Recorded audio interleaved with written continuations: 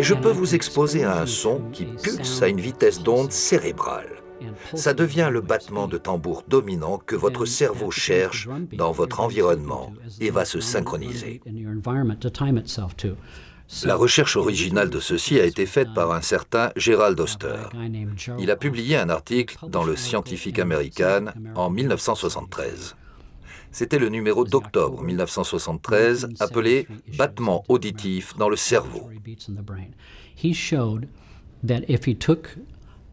Il a démontré que s'il prenait une impulsion sonore à une vitesse d'onde cérébrale, en nous connectant à une machine EEG, il pouvait voir nos ondes cérébrales changer et ralentir pour correspondre à la vitesse de l'impulsion sonore, ce qui change donc notre état de conscience à volonté en utilisant une onde sonore à la vitesse d'une onde cérébrale. Après, ça signifie donc que probablement la première utilisation du son pour changer de conscience, ce serait le tambour chamanique, non?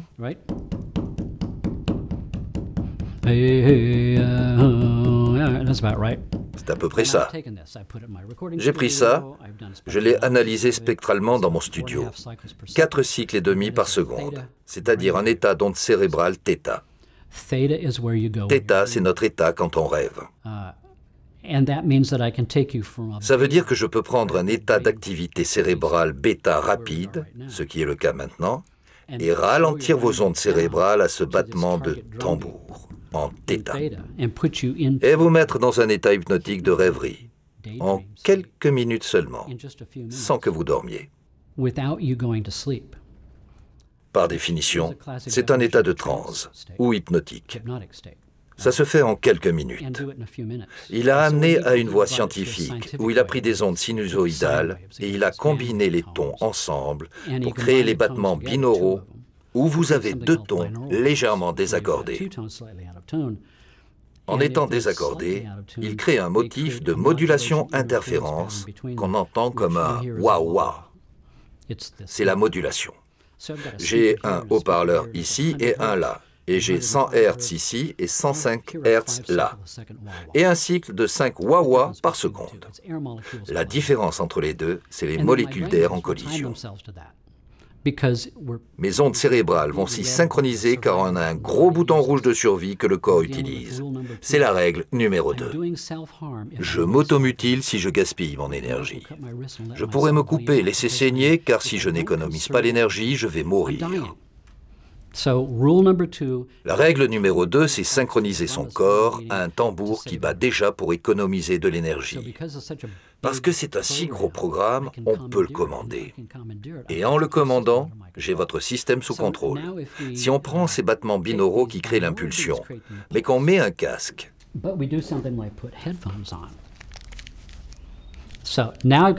alors j'ai mon casque, et j'ai 100 Hz ici et 105 Hz là. J'entends cette pulsation à 5 cycles par seconde. Mes ondes cérébrales s'y coordonnent. La question est, d'où vient cette impulsion? Parce qu'il n'y a plus de collision de molécules d'air, si?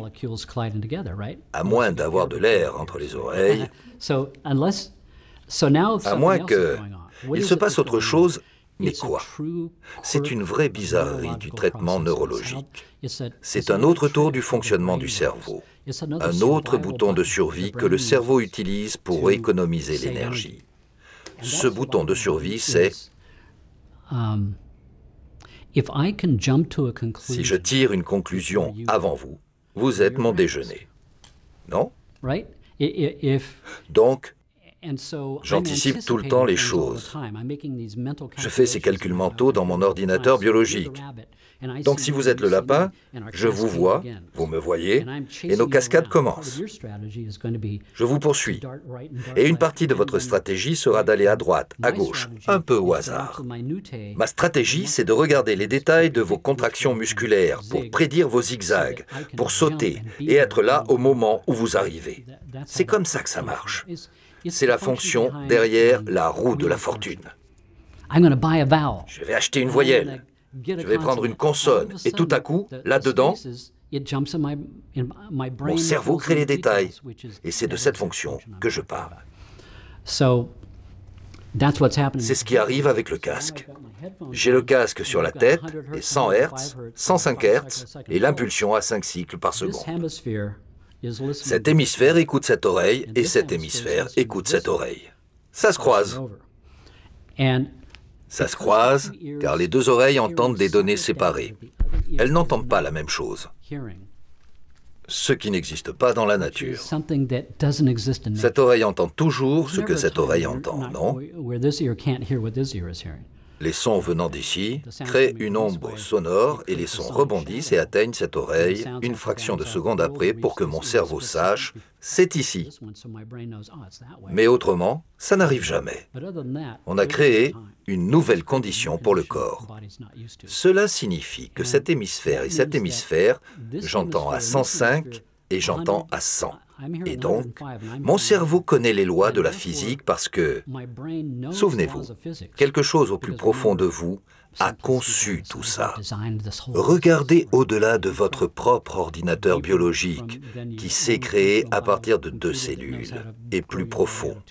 Il y a un inconscient collectif qui sait dessiner un écosystème planétaire dont le corps est issu. Et encore plus profond, il y a une plus grande conscience collective qui sait développer un système solaire dont la Terre et votre corps sont issus. Et donc, c'est cette idée, que les 2 hémisphères savent que le Wawa existe. Ça anticipe sa présence. Ça le fabrique. Ça tire des conclusions hâtives. Ça le produit.